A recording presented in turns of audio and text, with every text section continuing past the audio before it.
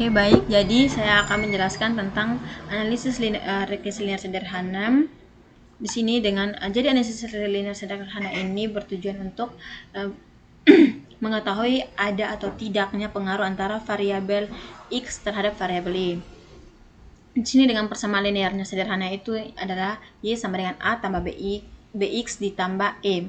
Dan dasar pengambilan keputusannya itu ada dua. Yang pertama, jika nilai signifikannya itu di bawah dari 0,05, maka terdapat pengaruh antara variabel X yang diuji terhadap variabel Y. Dan kedua adalah jika terhitungnya lebih besar daripada T tabel, maka terdapat pengaruh antara variabel X dan terhadap variabel Y. Jadi sini langsung saja di sini dengan judul saya adalah pengaruh indeks pembangunan manusia atau IPM terhadap angka harapan hidup atau AHH di Provinsi NTT tahun 2021 sampai 2024. Di sini saya sudah mengambilnya dari datanya dari BPS atau Badan Pusat Statistik. Di sini saya ambilnya per kota atau per kabupaten. Di sini dengan dari kabupaten atau dari kota Sumba Barat sampai dengan Kota Kupang, dengan totalnya juga sudah ada dari masing-masing tahun, dari provinsi masing-masingnya sudah ada. Di sini dari tahun 2021 sampai 2024 pada variabel X, dan juga saya sudah mengangkat dari variabel Y-nya itu atau angka harapan hidupnya itu dari tahun 2021 sampai dengan tahun 2024. Jadi di sini untuk mempermudah kita masuk ke dalam data SPSS, di sini saya sudah mengubahnya menjadi satu file yang lebih mempermudah kita, yaitu di sini dengan judul pengaruh indeks IPM terhadap angka harapan hidup. Oke, di sini saya membuatnya dari tabelnya itu per kabupaten atau per kotanya itu per tahun, di mana data contohnya Sumba Barat dari selama 4 tahun yaitu dari tahun 2021 sampai dengan tahun 2024. Di sini terhadap IPM-nya dan juga terhadap IPM terhadap angka harapan hidup variabel X terhadap variabel Y. Jadi di sini langsung saja kita copy dari angkanya saja tanpa dari judulnya IPM atau dari variabelnya, langsung Ctrl C. Setelah itu langsung masuk ke dalam SPSS, langsung Ctrl V. Jika datanya sudah selesai, untuk mempermudah kita membaca atau mengetahui variabel kita masuk ke dalam variabel view. Terus pada name-nya ini kita ubah dengan X dan Y-nya, dan var duanya kita ubah dengan Y. Oke, selanjutnya di bagian desimalnya ini teman-teman saya memakai desimalnya 2 pada variabel X dan variabel Y, karena di sini teman-teman bisa lihat di sini datanya saya itu adalah angka dari data angka desimal, sehingga terdapat angka desimal. Oke teman-teman, jadi kembali lagi. Setelah itu pada labelnya itu kita isi dengan nama variabelnya itu. Contohnya variabel X-nya saya adalah indeks indeks pembangunan manusia. Oke, indeks pembangunan manusia. Sedangkan variabel Y saya adalah angka harapan hidup.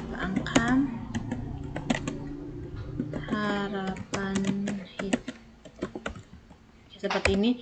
Dan di bagian measure teman-teman sisil. Oke, saya itu langsung di sini sudah ada nama variabelnya itu, teman-teman bisa bedakan mana variabel X dan variabel Y. Jadi langsung saja kita klik ke dalam analyze. Setelah itu kita pilih regression dan kita pilih linear. Oke, pada linear regression ini teman-teman silakan pilih untuk variabel dependennya itu teman-teman pilih variabel Y-nya. Oke, sedangkan variabel independennya ini teman-teman isi dengan variabel X. Oke.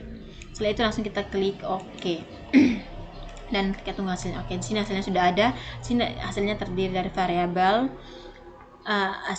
setelah itu model Smering, ANOVA, dan koefisien. Jadi teman-teman di sini langsung saja kita interpretasikan atau pengambilan keputusannya berdasarkan koefisien model Smering dan pengambilan keputusannya. Oke, di sini saya sudah membuat pengambilan keputusannya teman-teman. Jadi di sini koefisiennya itu saya ambil dari sini, teman-teman bisa lihat di sini.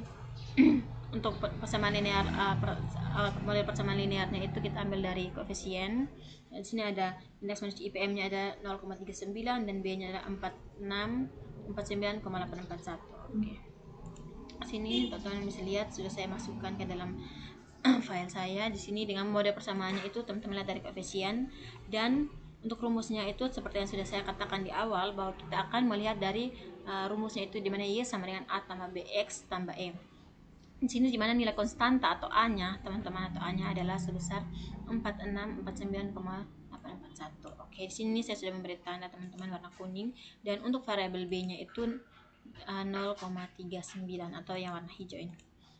Sehingga persamaan regresinya adalah Y sama dengan A 4649,841 ditambah 0,39 X tambah Y. Dimana di sini kenapa di sini kita menggunakan tambah, karena di sini nilainya adalah bernilai positif, dimana IPM-nya ada bernilai positif, sehingga di sini menggunakan kata positif atau kata tambah 0,39. Sedangkan kalau teman-teman jika teman-teman memiliki nilainya itu bersifat negatif atau ada tanda minusnya, maka teman-teman di sini harus merubahnya menjadi tanda minus atau tanda negatif.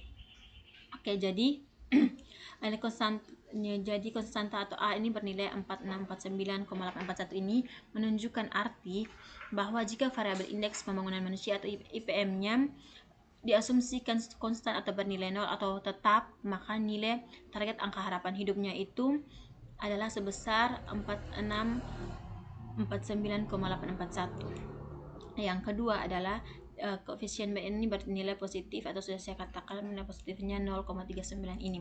Ya, hal itu menunjukkan bahwa adanya hubungan positif atau searah antara IPM dan angka harapan hidup.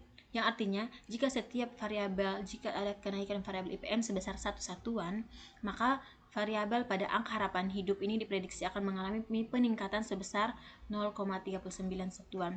Di mana tanda positif ini mengidentifikasi bahwa semakin tinggi pencapaian pembangunan manusia dalam satu wilayah, maka semakin tinggi pula angka harapan hidup dalam satu masyarakat. Ya, selanjutnya kita akan masuk ke dalam pengujian hipotesis. Jadi, pengujian hipotesis ini teman-teman kita menggunakan tabel koefisien tabel yang sama. Sudah saya masukkan teman-teman di sini tabel koefisien untuk pengujian hipotesisnya itu. Jadi, pengujian hipotesis ini dilakukan untuk mengetahui apakah variabel IPM atau variabel X-nya ini memiliki pengaruh yang signifikan atau tidak terhadap variabel Y. Dengan pengambilan keputusannya sudah saya katakan ada dua. Yang pertama, jika nilai signifikannya di bawah dari 0,05, maka terdapat pengaruh antara variabel X dan variabel Y. Yang kedua adalah jika terhitung lebih besar dari tabel, maka terdapat pengaruh antara variabel X dan variabel Y. Jadi di sini nilai signifikannya itu sebesar 0,000, teman-teman bisa lihat. Jadi 0,000 ini di bawah dari 0,05, dan juga nilai T hitungnya itu sebesar 6,760, di mana lebih besar dari 1,662 ya teman-teman. Di sini T hitungnya itu sebesar 6,760. Dan di sini T tabelnya, di sini T tabel dilihat dari mana teman-teman? Jadi T tabel ini kita lihat dari data T tabelnya ya teman. Oke, dari sini data T tabelnya. Di sini untuk mengetahui T tabelnya itu teman-teman kita lihat dari jumlah responden, di mana di dalam jumlah responden ini teman-teman kita lihat dari jumlah respondennya saya itu sebesar 88 responden, di mana 88 responden ini dikurang dengan 2, di mana rumusnya adalah N dikurang K, di mana N itu jumlah responden dan K adalah jumlah variabel, di mana N-nya itu 88 dikurang dengan variabel saya adalah 2X dan Y, jadi 88 dikurang 2 sama dengan 86. Di sini 86, dengan sini kita menggunakan signifikannya itu di bawah dari 0,05, jadi 86 bawah dari 0,005 sama dengan 1,66277. Jadi di sini adalah sebesar 1,662. Oke, jadi di sini sebesar 1,662, di mana dapat kita ketahui bahwa variabel T hitung saya itu lebih besar daripada T tabel. Jadi berdasarkan data di atas, maka tabel koefisien di atas ini dia memperoleh nilai signifikan untuk variabel indeks IPM sebesar 0,00, karena 0,000 lebih kecil dari 0,05, maka dapat disimpulkan bahwa indeks pembangunan manusia atau IPM ini memiliki pengaruh yang signifikan terhadap angka harapan hidup. Yang kedua adalah nilai T hitung, di mana nilai T hitung dari variabel IPM ini sebesar 6,760, 1,760, di mana hal ini lebih besar daripada theta Bell yang hanya sebesar 1,662 saja. Sehingga dapat disimpulkan bahwa terdapat pengaruh yang positif dan signifikan dari indeks pembangunan manusia atau IPM terhadap angka harapan hidup di Provinsi NTT. Jadi, kesimpulannya adalah hipotesis penelitian yang menyatakan bahwa terdapat antara pengaruh positif dan signifikan dari IPM terhadap angka harapan hidup di Provinsi NTT, yang artinya semakin tinggi capaian pembangunan manusia suatu wilayah, maka semakin tinggi pula angka harapan hidup masyarakat atau memiliki pengaruh yang besar. Selanjutnya kita masuk ke dalam koefisien determinasi. Jadi koefisien determinasi ini kita ambil dari model SMARY. Jadi di sini teman-teman kita angkat dari model SMARY. Oke, di sini model SMARY-nya teman-teman bisa lihat. Sini sudah saya masukkan ke dalam juga. Jadi di sini model SMARY-nya kita lihat dari R square ya teman-teman. Jadi koefisien determinasi ini digunakan untuk mengukur seberapa jauh atau seberapa besar persentase variabel X mempengaruhi variabel Y. Jadi di sini berdasarkan data tabel SMARY yang diperoleh, maka nilai R square adalah sebesar 0,347 atau sebesar 34,7%, di mana nilai R square-nya sebesar 0,347 ini mengandung arti bahwa pengaruh variabel IPM terhadap angka harapan itu sebesar 34,7%. Sedangkan sisanya itu yaitu sebesar 65,3% ini yang dimana dapat dari 100% dikurang 34,7% yaitu dipengaruhi oleh faktor-faktor lain atau faktor-faktor eksternal yang tidak dilakukan dalam penelitian saya kali ini. Oke, baik. Jadi itu adalah sekian dari uji regresi linear sederhana saya yang sudah saya lakukan, di mana mengambil kesimpulan dari koefisien itu pada model persamaan dan juga dari uji hipotesisnya. Dan yang kedua adalah kita melihat dari koefisien determinasi, itu dilihat dari model SMARY. Yang positif dan signifikan untuk indeks pembangunan manusia IPM terhadap angka harapan hidup di Provinsi NTT. Sekian presentasi dari saya. Terima kasih.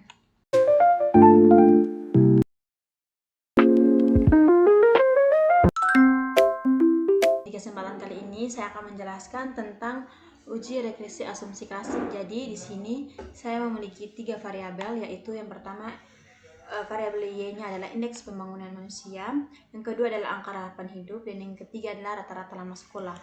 Jadi di sini saya mengambil datanya itu dari tahun 2021 sampai dengan tahun 2024 dari data BPS. Jadi di sini saya mengambilnya dari Provinsi Nusa Tenggara Timur, di mana ada dari kabupaten atau kota dari Sumba Barat sampai dengan Kota Kupang sendiri. Jadi di sini dengan masing-masing totalnya itu per tahun dari tahun 2021 sampai tahun 2024. Jadi di sini untuk mempermudah kita memasukkannya ke dalam SPSS, di sini saya sudah membuat menjadi lebih gampang. Ya teman-teman bisa lihat di sini variabel X1-nya adalah angka harapan hidup, variabel X2-nya adalah rata-rata lama sekolah, dan variabel Y-nya adalah IPM atau indeks pembangunan manusia. Jadi di sini langsung saja kita copy masuk dari provinsi, dari kotanya sampai pada terakhir. Oke, langsung Ctrl C. Setelah itu kita langsung masuk ke dalam aplikasi SPSS-nya. Setelah itu kita langsung Ctrl V. Setelah itu untuk mempermudah kita membedakan antar variabel, kita langsung saja mengubahnya, di mana var 001 ini kita ubah menjadi nama variabel kita atau variabel X1. var 002 itu X2 dan var 003 itu adalah Y. Dimana dengan desimal. Kenapa di sini angka desimalnya kita pakai 2? Karena dari data saya itu terdapat angka desimal. Oke, teman-teman bisa lihat di sini variabel saya itu terdapat angka desimal. Jadi setelah itu kita langsung saja pada mensurnya itu cell. Oke. Jadi setelah itu kita langsung kembali ke data view. Jadi teman-teman bisa lihat di sini sudah ada perbedaannya masing-masing. Setelah itu kita langsung masuk ke analyze. Kita pilih regression. Setelah itu kita pilih linear, dan teman-teman sebelumnya untuk variable view-nya kita kembali pada labelnya itu, teman-teman bisa isi X1-nya itu adalah angka harapan hidup. Oke. Angka harapan hidup. sedangkan X2 nya itu adalah rata-rata lama sekolah. Dan variabel Y-nya itu adalah indeks pembangunan manusia.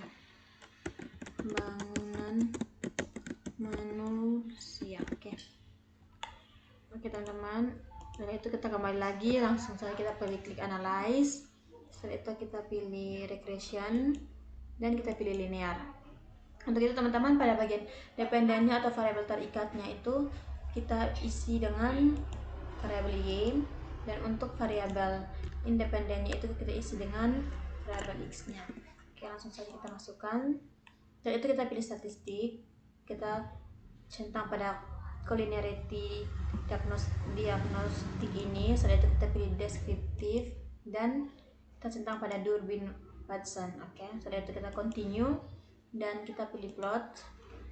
Terus pada bagian X dan Y ini, dimana pada bagian Y-nya itu kita isi receipt. Setelah itu pada bagian X-nya itu kita pilih X.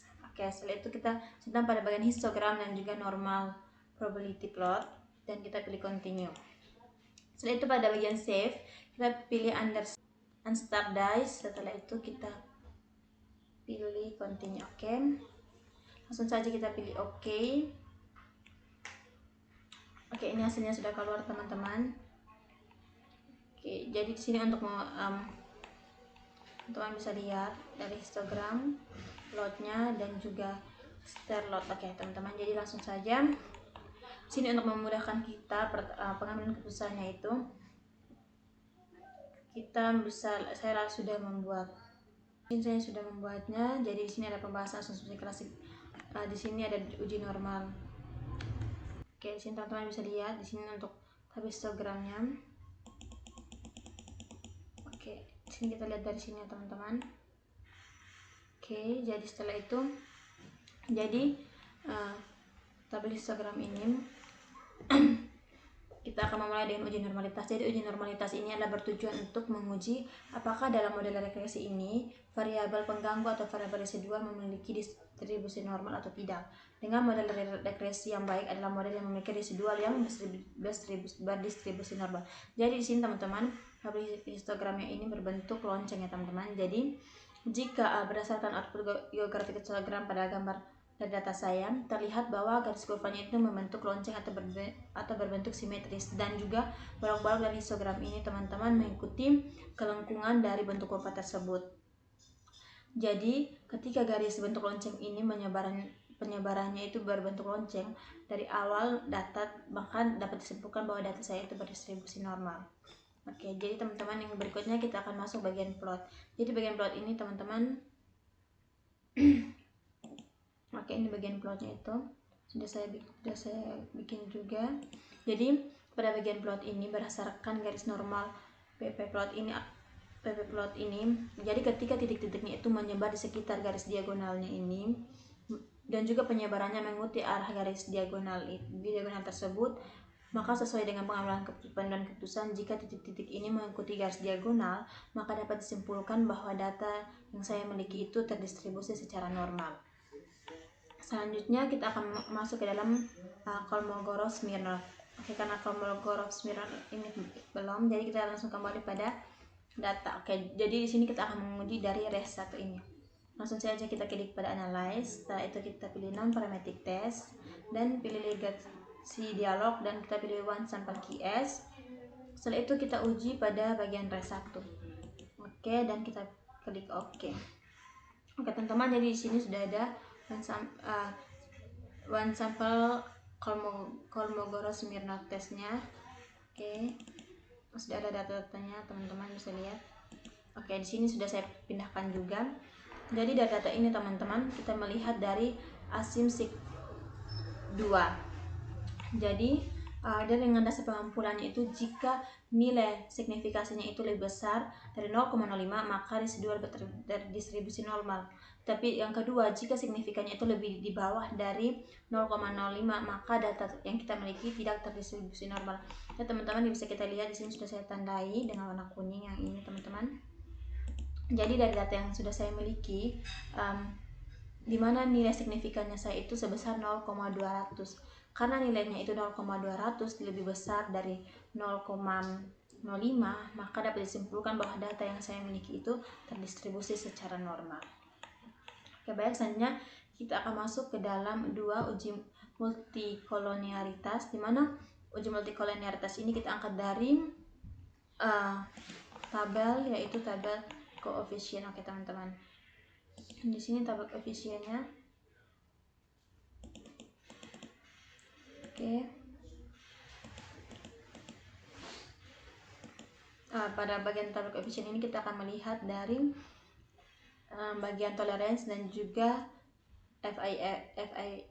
VIF-nya, oke, atau VIF-nya. Langsung saja, di sini sudah saya pindahkan. Jadi teman-teman, jadi tujuan dari uji multikolonialitas ini untuk menguji apakah model regresi yang ditentukan itu adanya korelasi antara variabel bebas atau variabel independen, dan juga model regresi ini baik yang baik seharusnya adalah tidak boleh terjadi korelasi antara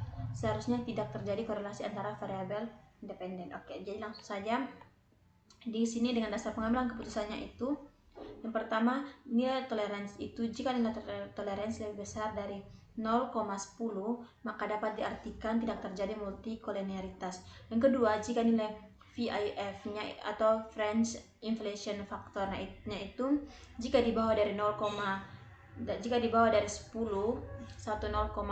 maka dapat diartikan tidak terjadi multikolonialitas. Oke teman-teman, jadi langsung saja di sini nilai toleransi saya dari X1 adalah sebesar, toleransinya ada sebesar 0,918,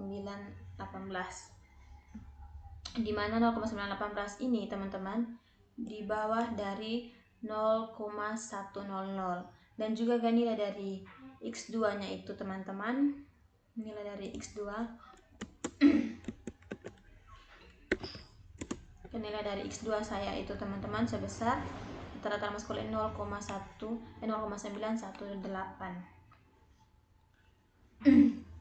dimana dari 0,918 ini lebih besar dari 0,100, sehingga dapat dinyatakan bahwa syarat yang pertama itu sudah terpenuhi, di mana tidak terjadi multikolonialitas. Yang kedua adalah nilai, kita melihat dari nilai VIF atau variance inflation factor, di mana di sini X1-nya saya itu sebesar 1,089, di mana 1,089 ini lebih kecil dari 10,00, dan nilai X2 ini yang saya miliki adalah sebesar 10,89, di mana nilai X2 ini lebih kecil dari 10,00, sehingga dapat dinyatakan bahwa syarat yang kedua sudah terpenuhi, di mana tidak terjadi multikolonialitas. Jadi dapat disimpulkan bahwa semua data yang sudah saya miliki itu dapat memenuhi syarat, dan dapat disimpulkan bahwa tidak terjadi multikolonialitas pada data yang saya miliki. Oke. Yang kedua adalah kita masuk dalam uji heteroskedastisitas. Jadi uji heteroskedastisitas ini kita lihat dari tabel scatter plot. Oke teman-teman, sini bisa lihat tabel scatter plot.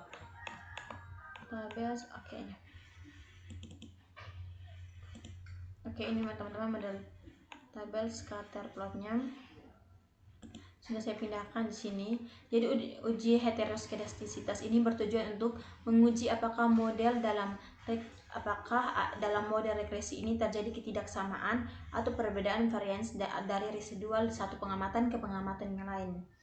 Jadi berdasarkan grafik yang sudah saya miliki ini, yang pertama itu tabel yang pertama itu grafiknya titik-titik data atau dots itu menyebar secara acak, secara merata di atas dan di bawah garis nol. Oke teman-teman, di mana ini di atasnya itu di atas dari garis nol ini, dan juga di bawah dari garis nol, dan juga pada ini di sampingnya itu menyebar ke angka 1, dan juga di samping itu menyebar ke angka 1 ya teman-teman. Oke, selanjutnya yang kedua adalah pada sumbu Y. Oke, yang kedua adalah titik-titik data tidak berkumpul hanya satu tempat atau membentuk pola geometris tertentu yang teratur seperti gelombang, menyempit atau menyebar. Oke teman-teman, jadi di sini yang sudah data saya itu, yang saya miliki itu sudah menyebar, tidak membentuk pola-pola tertentu seperti pola angka 1 atau membentuk pola lainnya. Sehingga dapat disimpulkan bahwa karena titik-titik yang saya miliki itu menyebar secara acak tanpa pola tertentu di sekitar angka 0, maka dapat disimpulkan bahwa tidak terjadi gejala heteroskedastisitas pada model regresi ini. Jadi kesimpulannya adalah teman-teman, dari judul saya tentang analisis pengaruh angka harapan hidup dan rata-rata maskulah terhadap indeks pembangunan manusia provinsi NTT ini sangat berpengaruh. Ini terima kasih.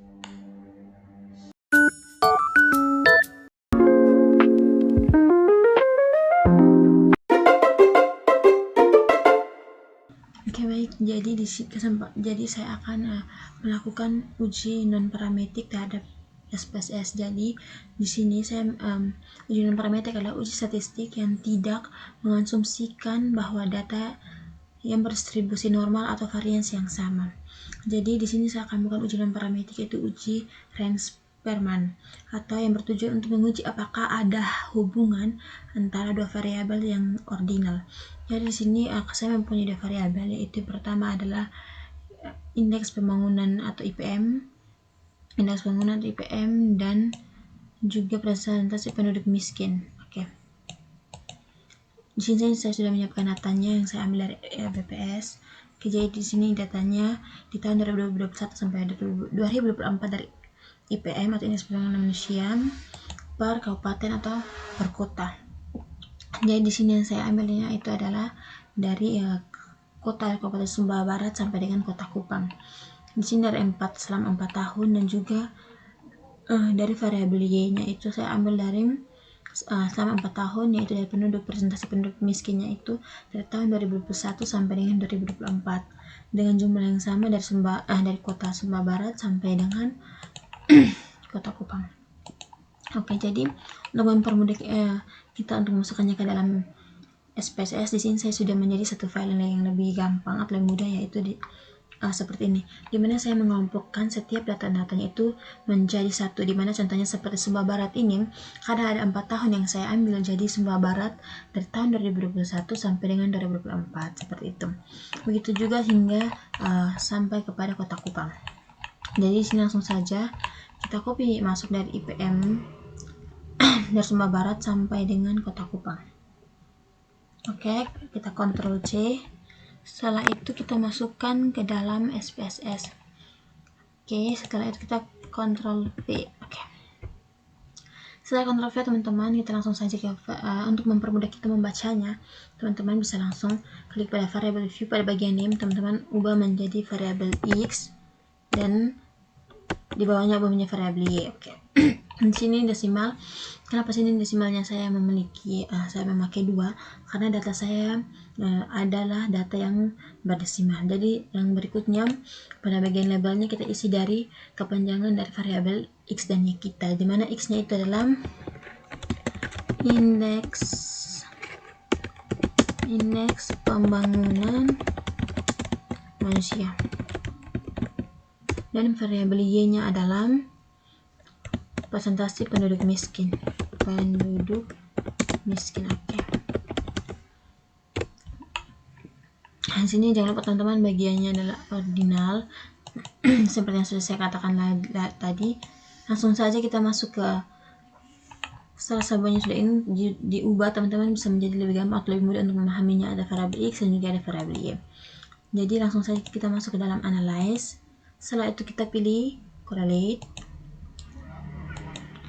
bifurcate, dan pada kolom ini teman-teman kita harus memasukkan kedua variabel yang kita miliki. Jadi kita langsung masukkan saja Ctrl A. Oke, baik. Setelah itu langsung masukkan ke dalam tabel tersebut. Setelah itu pada bagian correlation coefficient ini teman-teman kita mencentangnya yang bagian Spearman, karena di sini uji non parametrik saya adalah Rand-Spearman. Jadi kita Rand-Spearman, sedangkan persen ini kita menonaktifkan tanda centangan. Nah, berikutnya pada bagian tes signifikan ini kita centang total, terus bagian yang di bawahnya ini tetap pakai select signifikan. Jika sudah, teman-teman silahkan kita klik OK. Oke teman, jadi di sini datanya sudah jadi, yaitu correlation atau bagian parametric correlation. Jadi di sini datanya sudah saya bikin ke dalam satu file yang akan mempermudah kita untuk membacanya atau interpretasinya. Ayo langsung saja, di sini saya sudah oke. Jadi contohnya di sini teman-teman.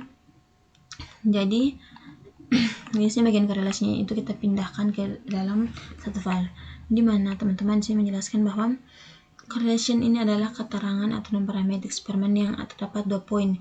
Yang pertama adalah uji signifikansi atau uji hipotesis, di mana kita mulai dari baris pada bagian SIG, baik itu penduduk miskin maupun dari IPM.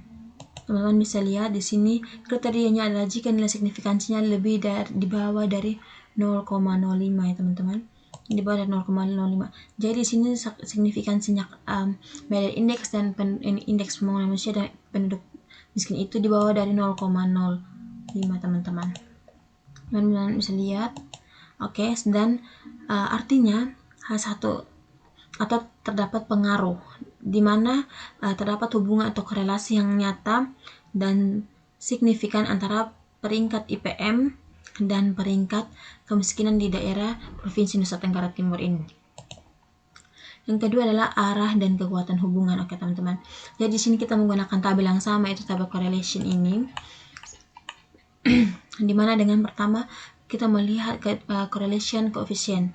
Di sini teman-teman kita melihat correlation coefficient baik dari penduduk miskin maupun indeks pembangunan manusia. Oke. Jadi dari nilai correlation ini bergerak dari -1 sampai dengan positif angka 1. Jadi teman-teman bisa lihat, yang berikut adalah nilainya kemungkinan besar akan muncul tanda minus. Ya betul. Di sini nilai saya adalah muncul -497. Jadi di sini artinya tanda minus ini artinya 0,497 ini tanda minus ini menunjukkan adanya hubungan negatif atau hubungan yang berkebalikan, yang berarti semakin tinggi peringkat IPM dalam suatu kabupaten, maka peringkat persentase kemiskinannya itu akan semakin rendah atau semakin menurun. Jadi ini adalah hasil yang sangat logis untuk valid secara ekonomi bagi adanya hubungan pada hipotesis pada antara indeks pembangunan manusia dan juga persentase penduduk. Jadi kesimpulannya dengan demikian dapat disimpulkan bahwa uji ring eksperimen ini merupakan alat analisis non parametrik yang kuat, adaptif, dan juga logis secara substansi ekonomi untuk membuktikan bahwa peningkatan kualitas manusia IPM efektif dalam menekankan angka kemiskinan di daerah Provinsi Nusa Tenggara Timur. Oke, baik teman-teman. Jadi itu sekian dari paparan saya terkait dengan bagaimana cara teman-teman untuk menganalisis menggunakan analisis non parametrik, yaitu terkhususnya pada uji ring eksperimen. Sekian dari saya. Terima kasih.